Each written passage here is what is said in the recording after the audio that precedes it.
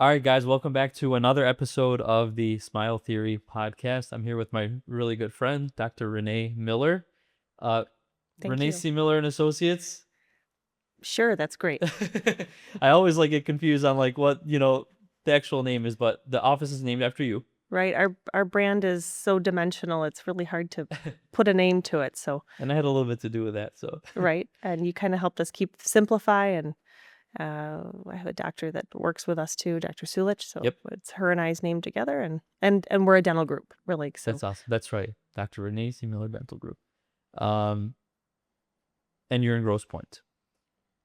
So you and I met kind of, I think, in like a transitionary period where you had gotten into this office, and I believe you worked there as an associate, and then you bought it. actually, I took over the practice immediately Okay, from a close mentor, so we had a relationship previously, but we had actually never practiced together, and I hadn't practiced in my home community prior to. got it. And then we were kind of trying to bridge the gap between, the patients that were there and what that looks like, and that's kind of how you and I got connected. And then we've done some work together, and I think we've done some great work together since then. Um, Agreed. Now I got to know you a little bit in doing, our content days. So you're a very personal, local focused practice in Grosse Pointe.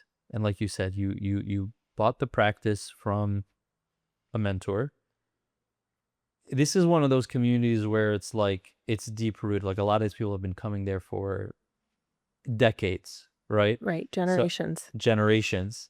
And you've got your way of doing things, and you've got what you want to do. So I know this kind of finding that delicate balance. Like, what was it like kind of putting your touch on it and modernizing it while still staying true and keeping all the existing patients comfortable? Totally honest, not having the answers at the beginning and navigating along the way, and I think most of us, struggle with that because there's not a certain specific recipe book to this, and I think it's a balance of keeping your awareness of others and Yeah. really what the patients need, what your team needs, what your community needs, what your family needs, and what you need, and all of balancing all of those buckets Right. can be challenging because you're looking through it through your lens, the dentist and the person who wants to make improvements and wants to tell the community that this is a practice that is going to stand behind them. Right. Um, so it's definitely it's complicated, but bite-sized pieces, and I think taking things in a kind of a strategic step-by-step process really helped, Yeah. and not coming into it guns blazing. Right. Now, um, just in the few times that you and I have worked together over the course of maybe a couple of years, uh, I got to see you grow, right? You brought, Dr. Sulich in, you've got a bigger team. And I think one of the things that really stood out about like the way you did things is you were very, very big on who was on your team and basically building a community within the office. Tell me about that. Yeah, I love that. Yeah.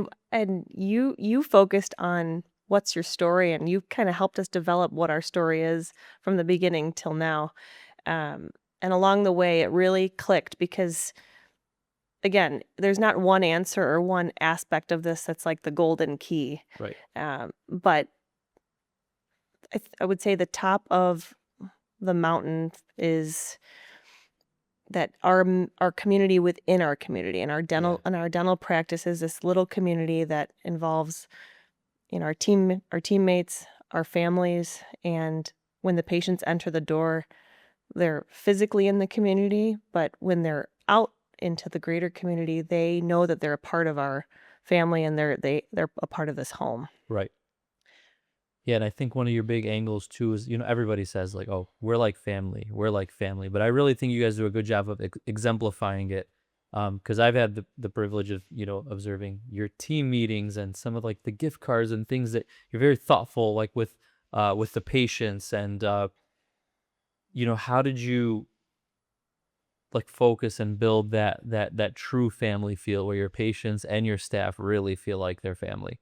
Right.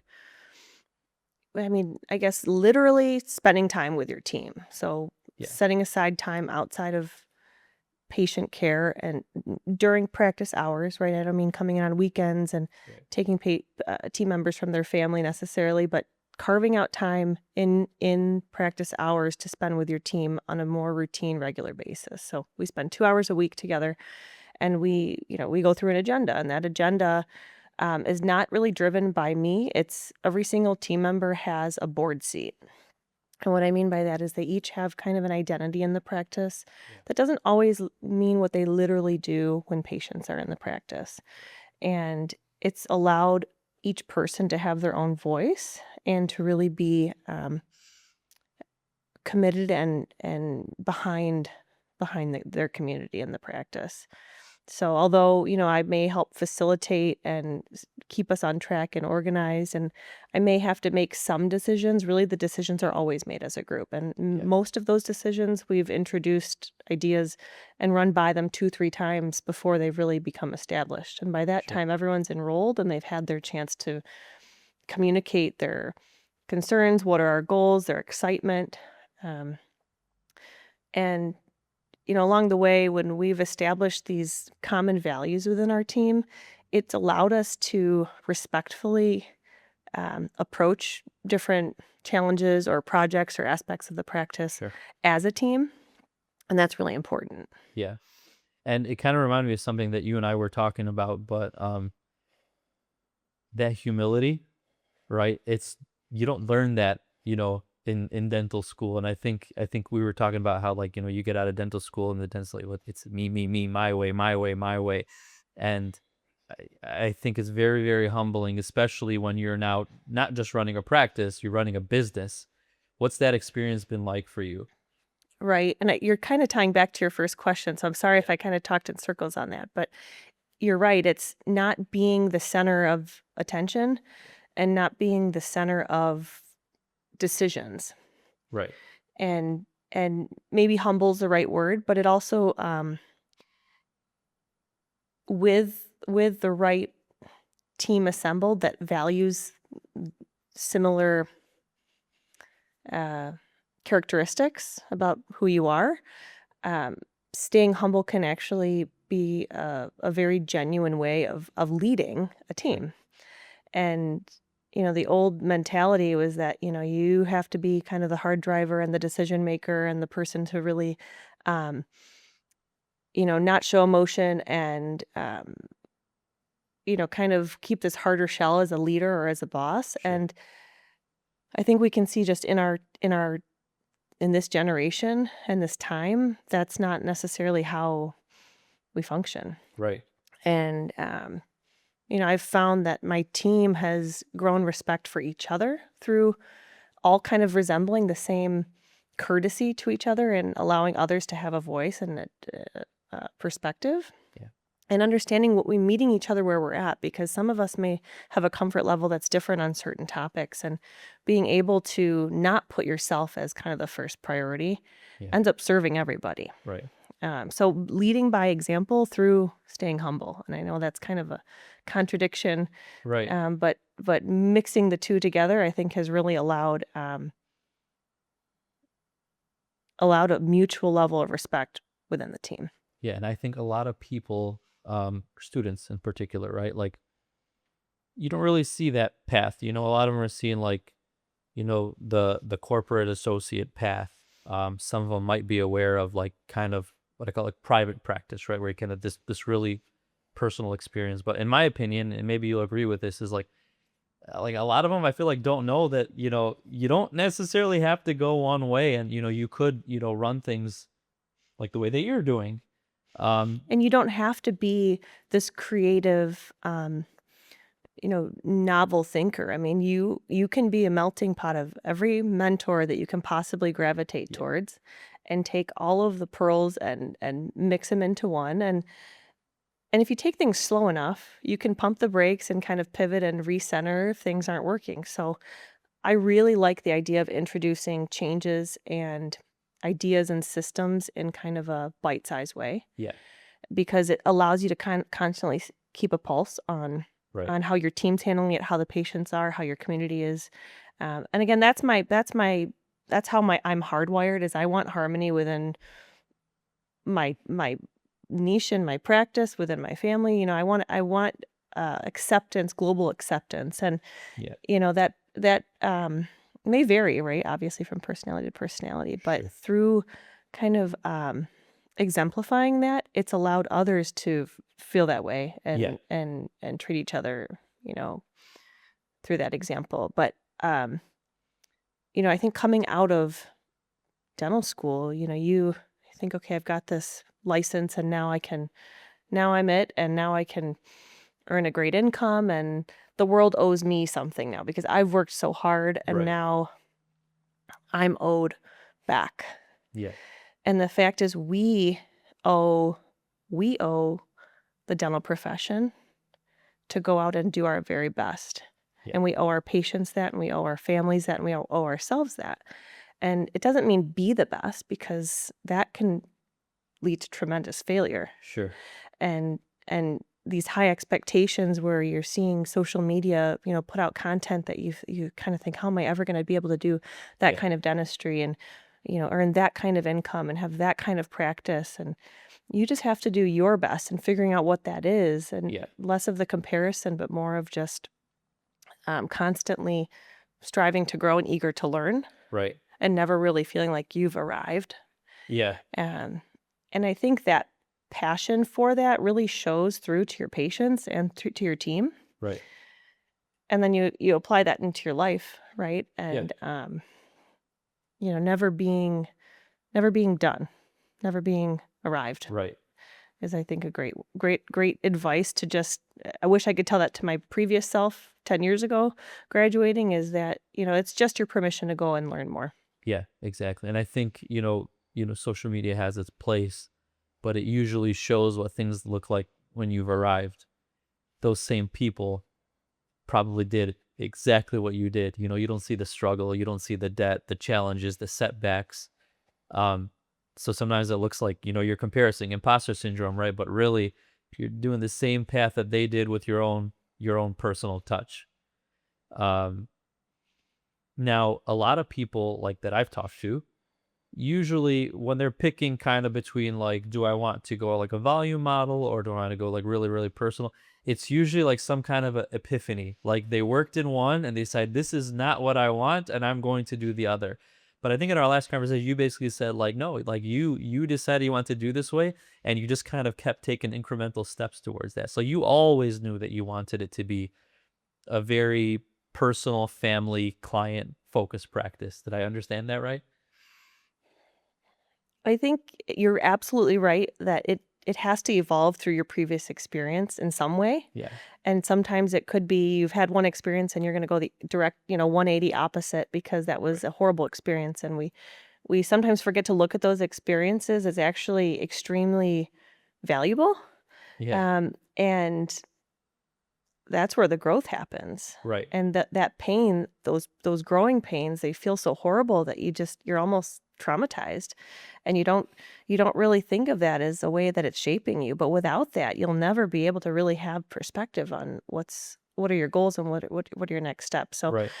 I had practiced in a DSO setting, in a community dental based setting. I've had been in a great private practice where I had tremendous mentorship, and really was influenced by what it meant to have the balance of team and patient care, and Yeah. um, the proper value system in place. Right. And that combination is really what led me to be able to melt all of these different experiences together. Yeah.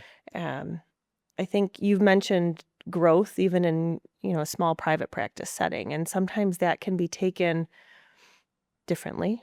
One growth mindset is, I'm going to have multiple practices, and I want to go from one practice to 6, and 4 ops to 20, and that kind of scale. That term scaling your practice is sometimes the way clinicians will go, or Right. groups will go. And for me, growth just meant continuing to grow as individuals and as a team, Yeah. and continuing to never kind of plateau in our community. And that, of course, will lend to growth in your patient base, which Sure. means you have to have a more robust team to handle, Yeah. and you have to have operatories and kind of a infrastructure in place to support that. But then there's a balance of how much bigger can I get without losing all of these aspects that we're trying to preserve. So having a vision of what that looks like at the end can be challenging because growth is always seen as something positive, right? But what's your margin for what you can handle, and what's the capacity of Right. your practice and your team? So, for me, um, maintaining the same small practice setting while always having the capacity to give more, Yep. always having a little bit more energy that I can give to my family, our patients, our team, means that we're at a good balance. Yeah. And the moment that capacity becomes too thin, we have to do something. We have to have a release valve. Or if that capacity becomes too big, now there's opportunity to introduce new ideas. Right. Yeah. It kind of naturally, gauges, like you can gauge that progression. But it's never perfect, and that's what Right. I want to also emphasize, that is I'm never at that perfect place. It's this constant teeter, but it's the awareness Yeah. in that, and maybe even an awareness on a weekly basis, right? Not letting yourself hit this bottom where now you Yeah. have to recover before you can even think about how am I going to adjust Right. and change. Yeah. There's like macro awareness and micro awareness, and it's just kind of all, the big picture. You said something interesting about like, you wish some of these experiences that you've learned from, that you do something differently. And I've got a friend of mine that was on the show, Dr. Natalia Carmo. I think you know her or you've seen her stuff. Actually, I think her content was really what introduced me to you. Yeah, So yeah.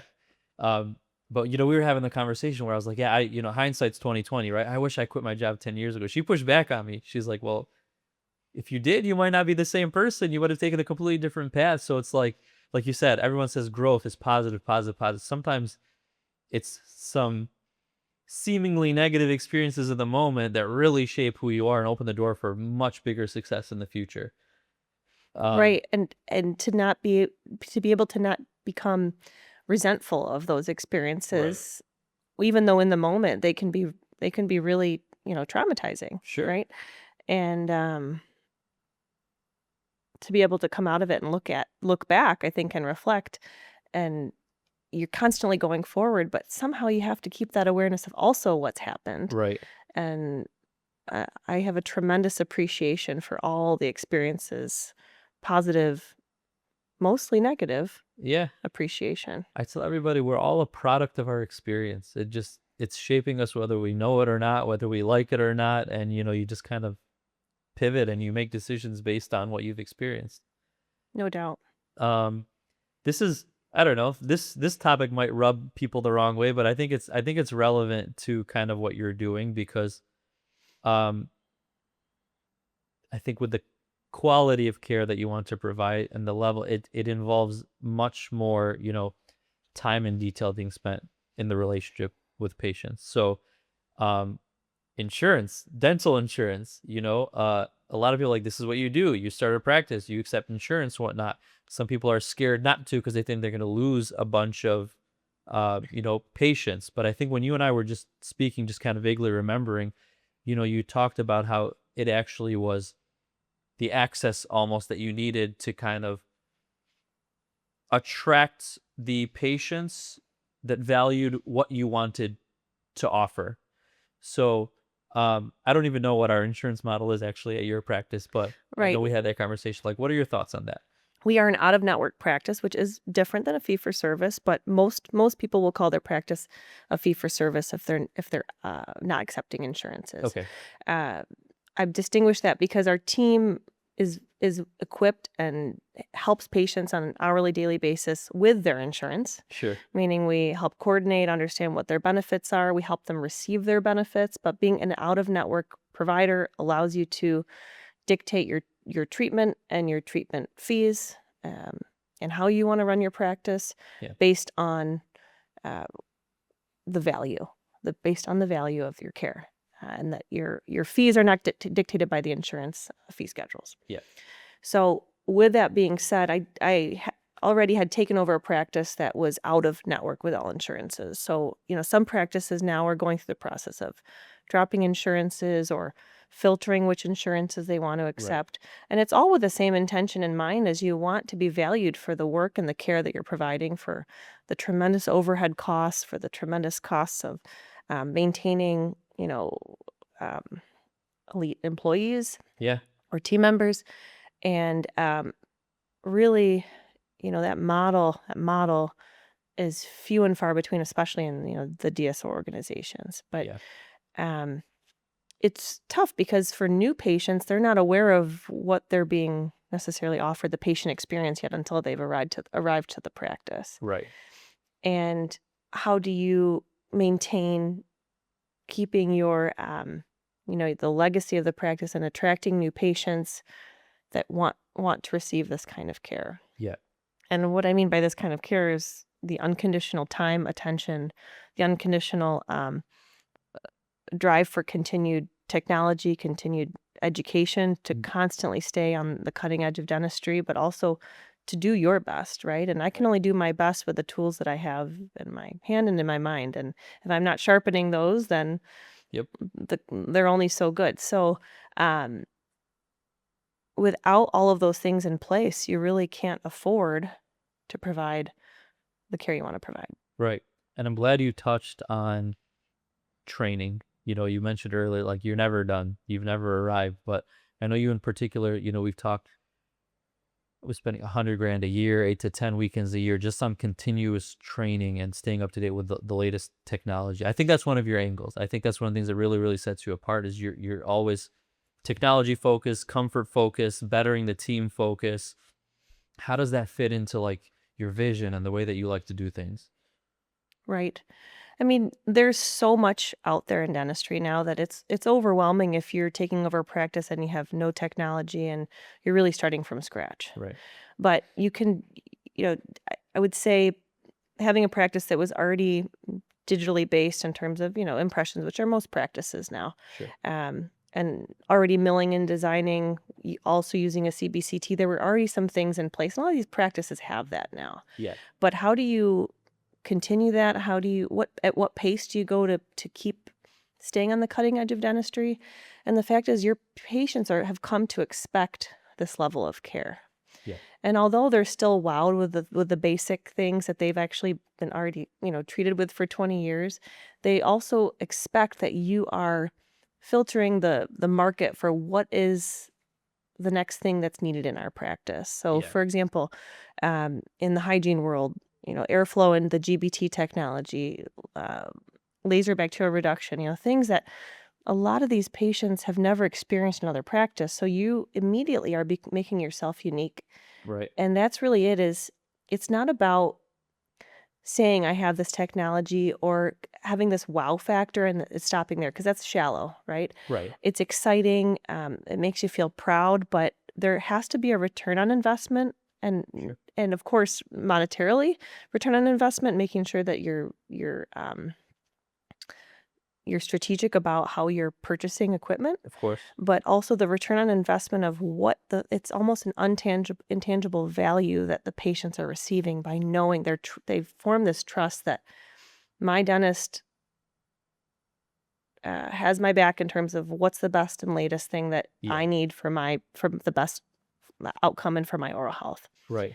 And it's almost like they get to just say, all right, like, I'm in your hands. And Yeah. it's truly not because they don't care, but because they don't have to worry. Right. They feel taken care of. And I've seen it just in there, kind of getting some B-roll when we're filming, right? They're looking at these images, showing them things they've never seen before, and they'll just be like, they're in awe, right? And a lot of them are older too, and it's just like, you wouldn't even think that they care, but they're just like, oh, this is fascinating. They talk about it in their testimonials. Comfort, I think, is a big part of it. I think it was the GBT, but you were talking about, that's with the hygiene, Correct. like, where it's getting better results. It's painless, right? If I understand. Um, so I think all of that has to do with, like you said, that client experience. Maybe they'd be putting the dentist off or avoiding it, or, oh, great, going to the Right. dentist. But I don't think I've experienced that even once, just in the few times that I've been uh been at the office.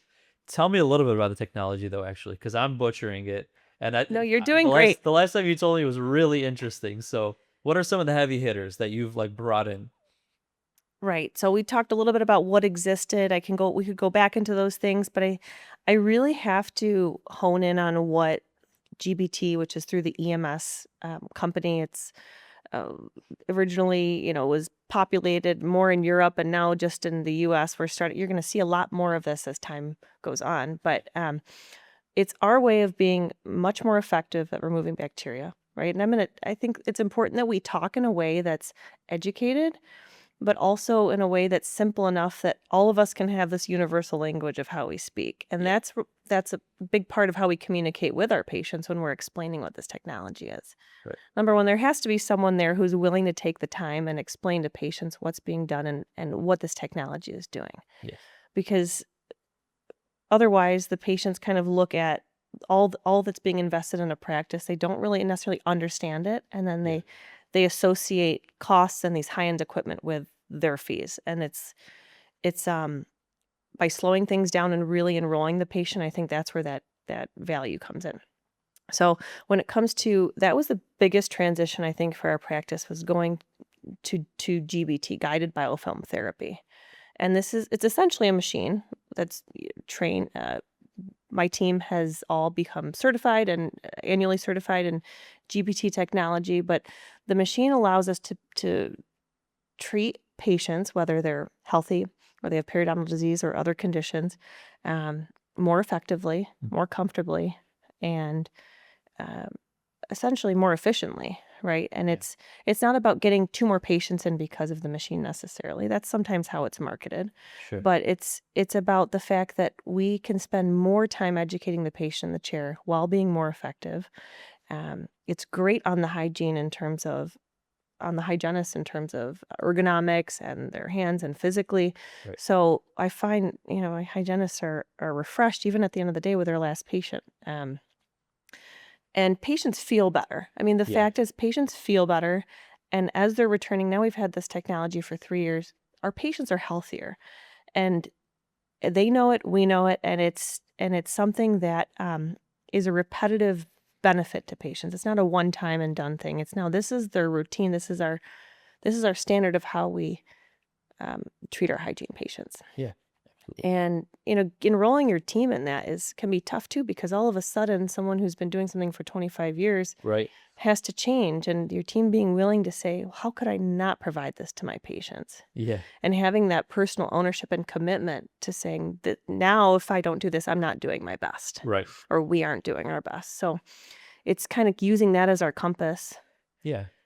And I think it goes back to what you said earlier about kind of like almost like baby steps, right? Like you're not just opening up the floodgates and just completely changing everything. You're bringing this technology and you're letting everyone get comfortable with it, and it's just like then one day you just look back like we made all these great positive changes that would have otherwise been overwhelming if you did all at once. Right. Um, And many dentists, get excited about something and just want to make the change. And I think it's because they're committed and excited. So right. sometimes we knock that and say that's not really the right approach, and you really have to enroll your team, and all of those things are true. So we just have to gain that same excitement and momentum with the team first. Right. Um, and it is delicate as well as with patients. Yeah. Yeah. Now a lot of these things, that you did, they require the autonomy of being an owner, right? Like sometimes you're in a practice, like you can't change these things even if you wanted. Was there a moment in time that where like the switch flipped where you're just like, you know what? This is my path. I want to own my own. I want to do things my own. Because a lot of people see great success just working, right? Doing their thing. They do it for decades. You can tell they're passionate about it. But when did you know that you wanted to like run your own practice? Right. I hope my perspective helps all of those that don't think that they can or should or would ever, or um, could never do it, or I have a family, or, I mean, I took over the practice. My daughter was 4 months old, Yeah. and, I never thought I could own a practice because how do you know what you don't know? Right. And truly, I mean, you really, unless you've had experience before, how do you have any idea what you're doing or if you're going to fail or you're going to succeed? And some of us have that confidence going in because you maybe kind of already have a step ahead of maybe you've worked under a parent or or a family member that's had a dental practice. Yeah. At which actually my dad was a dentist. So, I'm coming from that perspective of having a parent that was a dentist and still never thought I could own a practice. And, my initial instinct when I was approached was, no, I can't do that. And I was already in a great situation with a mentor doctor that, had potential for at least partial, investment in the practice. But it, after the instinctual feeling of saying no, my husband said, well, what are you saying no to? And I said, I don't know. Yeah. And you don't know what you don't know. Right. And staying kind of humble to that instead of thinking you know everything. Yep. And both perspectives, thinking you know everything and you can just take over a practice and guns blazing, I'm going to do this, and that. And then also thinking you don't know anything and you can't take over a practice. Yeah. Leaning on whatever you can to help get you there is key. So having owning doctor that stayed on for 2 years was a great way to transition.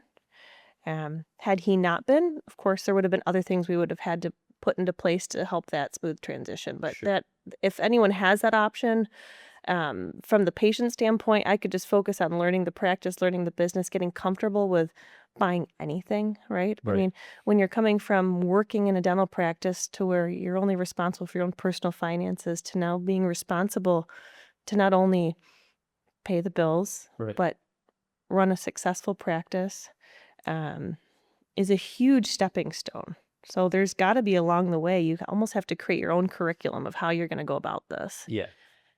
And it's a curriculum you've never studied and you've never taught, right? Right. So, Exactly. did I answer your question? You did. Yeah. And there's I want to dig a little bit deeper into that because there's an interesting, perspective on the side of dental owners, let's say. Um some of them remain immersed in the practice and, doing the day to day, and others kind of take the route that I need to separate. So at a high level, I can, build my team and whatnot. And I don't think one is wrong and one's right. I think they're just different approaches, but you still see patients. Right. So, is that like a conscious decision you had to make, or it just kind of naturally flowed that way?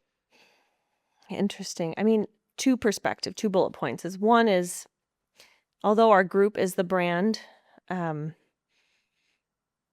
my training that's embodied in the team, my skill set that's embodied in the team, my relationships with the patients that's obviously translated throughout the team.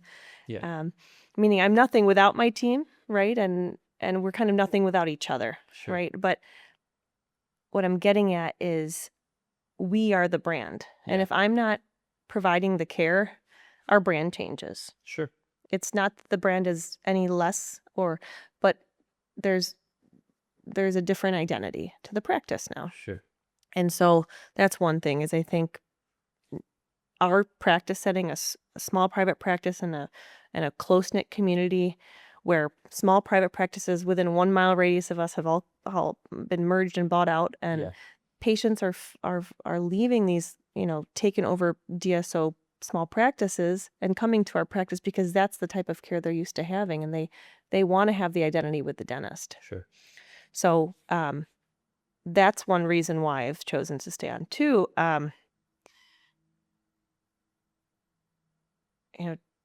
dentistry is who I am. So I'm someone who came into dentistry not really with the ownership mentality, and Sure. now that running a practice is a whole different hat. Truly, when I'm seeing patients, I'm just committed to the patients and the team. I try not to actually wear that. You're always wearing both hats, but I try not to have the administrative hat when we're flying the plane. So Sure. we talk about, maintaining a plane when it's in the air doesn't make sense. You've got to Right. be doing that when you're not flying, when you're not seeing patients. That's interesting. Yeah. That And makes sense. so, first year of practice, it was like team members were coming to me left and right. I mean, even during procedures, what do I do with this? What can I do with this? What do you want to do about this? Yeah. And some things were, maybe 5% of them were urgent, but the other Sure. 95% were just, they had some downtime and they really wanted to, they were all trying to be a part of the team. Yeah. That's awesome. But it completely burned me out Sure. because I had zero battery. I had no time to even do my notes at the end of the day, let alone, practice Right. leadership. And so there's a couple great resources out there. None of these are my ideas, by the way. So I really have to just put that out there is that, there's great podcasts, which I have a feeling you're going to be part of this I hope so. community, that just can give you a lot of these easy pearls within 30 minutes if you're walking your dog or you're, taking a long drive that can really help. And that was really a huge tip for me was when you're flying the plane, you cannot be maintaining and working on the plane. Yeah. And there may be situations where you have to make a landing and do something, but those should be really urgent situations. Yeah. And gosh, we really talked in circles around that one. That's okay. But the point is these are things that allowed me to do both, right? Yeah. Because you were talking about, stepping back from dentistry, and it's I think I personally owe it to myself and my family to follow through and in the identity of the practice, which is the dentistry. Yeah. Right. And the service. Absolutely. I've been doing this the last few episodes where I like have a thought and I just lose it, but I don't care. But yeah, like, back, like, I think that's part of the reason why I started this podcast. I'm just a vehicle, right? But the reality of the situation is every single person who sits in that chair has a different experience, and there's a student or there's a struggling dentist or a successful dentist that speaks to. And I just think it's a great way to kind of like get that experience out there. Because somebody, like you said, I've got it too. When I was thinking of quitting my job, I'm just like, there's all these agencies and they're so good and they're this and that. I mean, here I am, 10 years later, 11 years later, it's like I'm doing my thing. It's like you found yourself, but sometimes you need to get that confidence from someone else who looks like you that did it. Right. So I'm hoping that's what this becomes. Yes, no doubt. I mean, it becomes like your picture to paint. Yeah.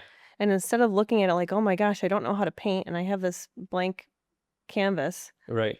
it's like you have to look at it. This is such a blessing that I get to do this. Yeah. Right. And I have to figure it out along the way.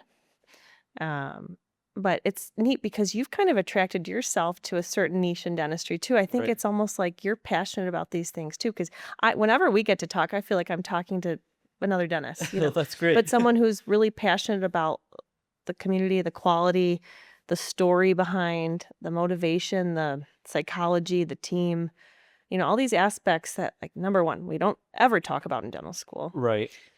And everyone blames dental school and says, we didn't do any of that in dental school. Well, the fact is, without the foundation, you wouldn't be able to have these conversations. And without going out and experiencing Right. being a dentist and all of these other experiences, you wouldn't be able to have this conversation. So Yeah.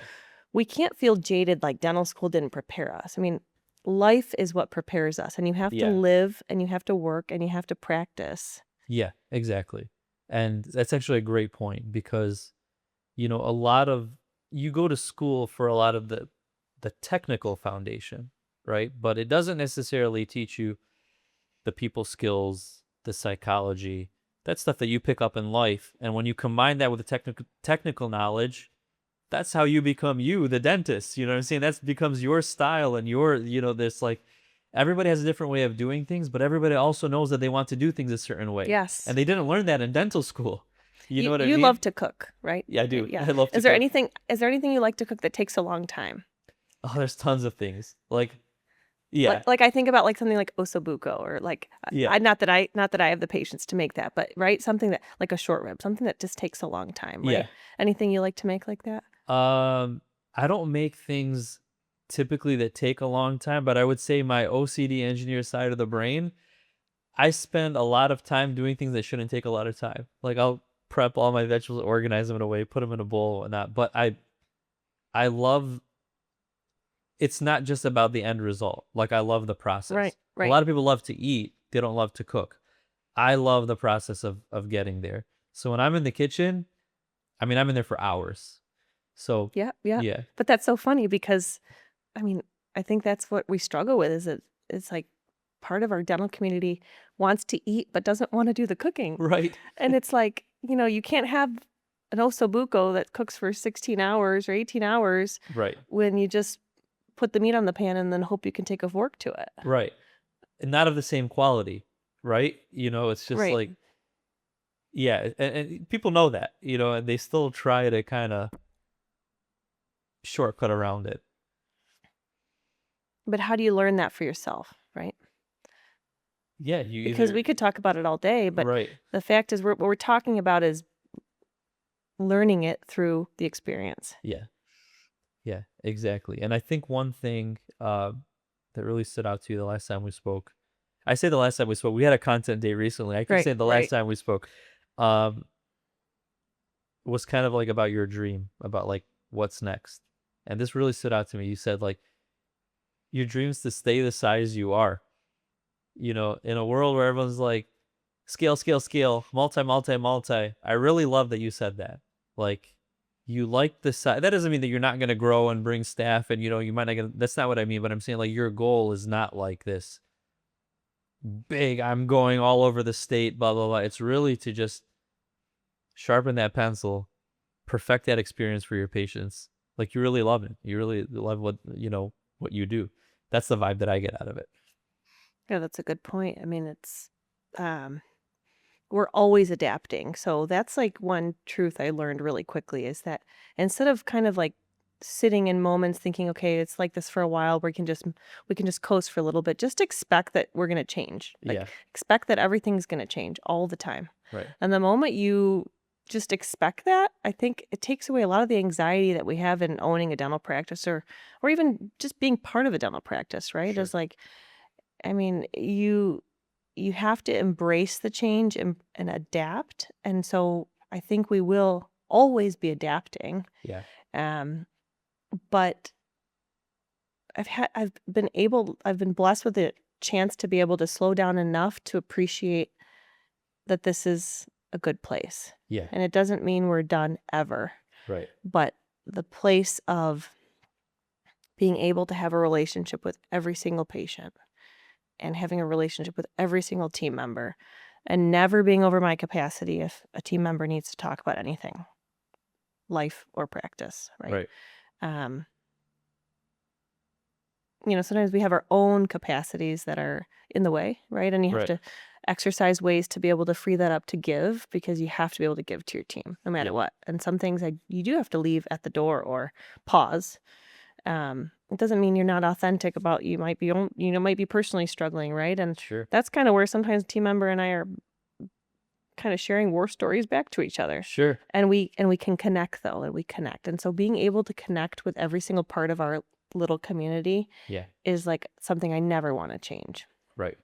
And I think, hiring another doctor, stepping back, that would change that.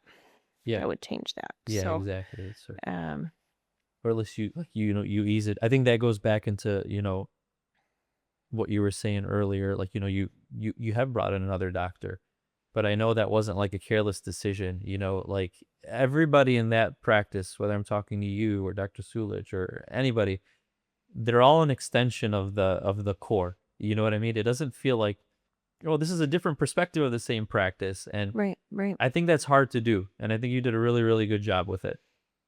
I give credit to every single individual in the practice Yeah. that's shaped that. And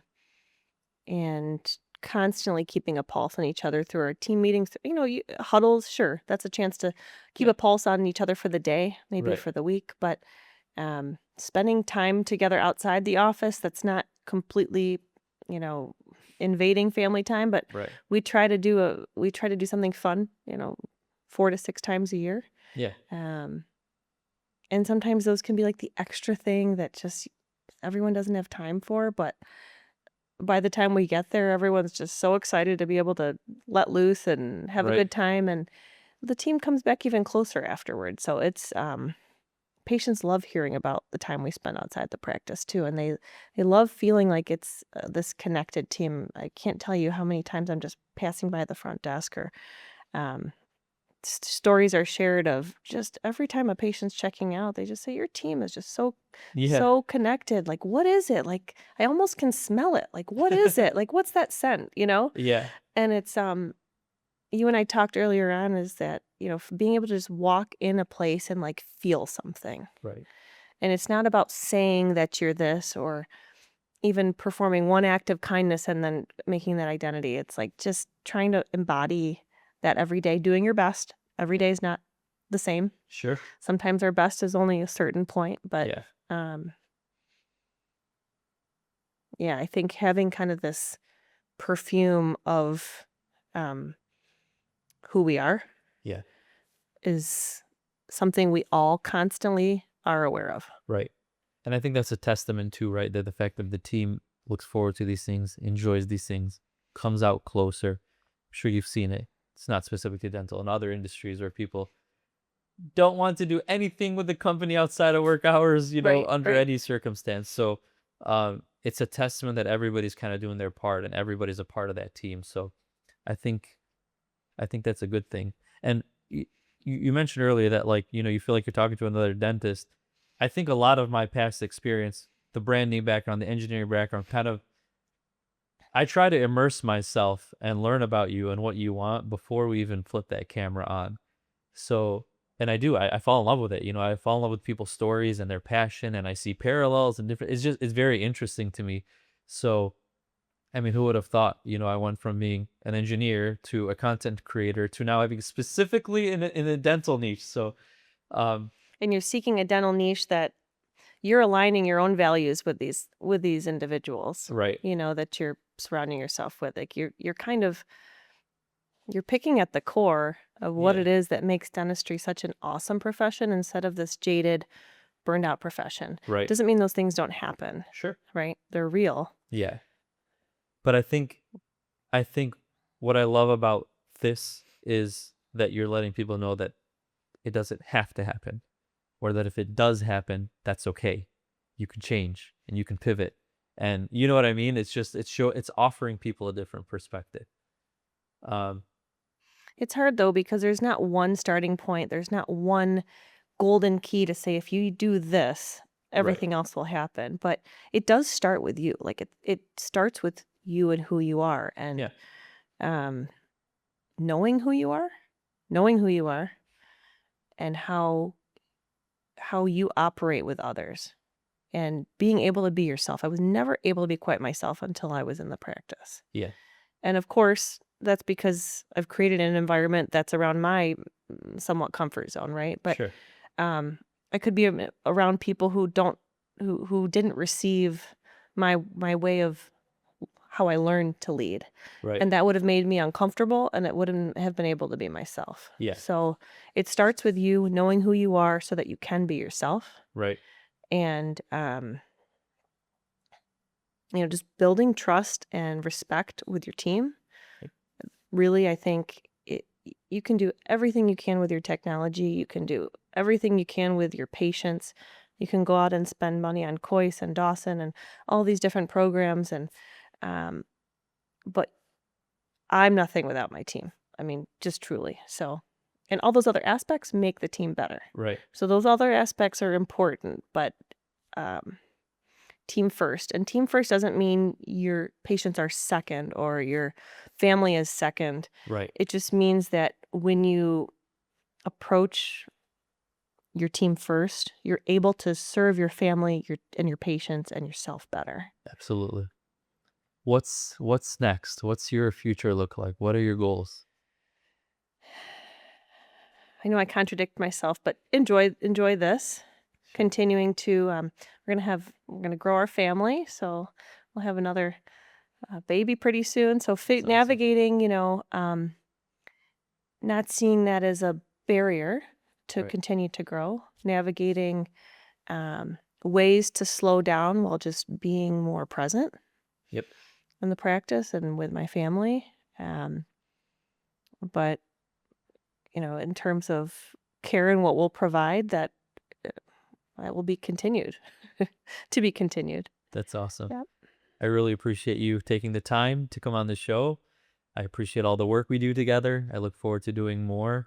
And yeah, thank you. Likewise, thank you for giving me a chance to share our story, and it kind of gives me, it almost re-energizes. Every time we talk, I get re-energized. I always, text you the next day and it's like I just feel like I'm on a cloud right now from what we got to talk about and what we've done. And I love that. so thank you, because you're sharing the story, but you're making everyone who interacts with you appreciate, because we can actually like reflect on all of it.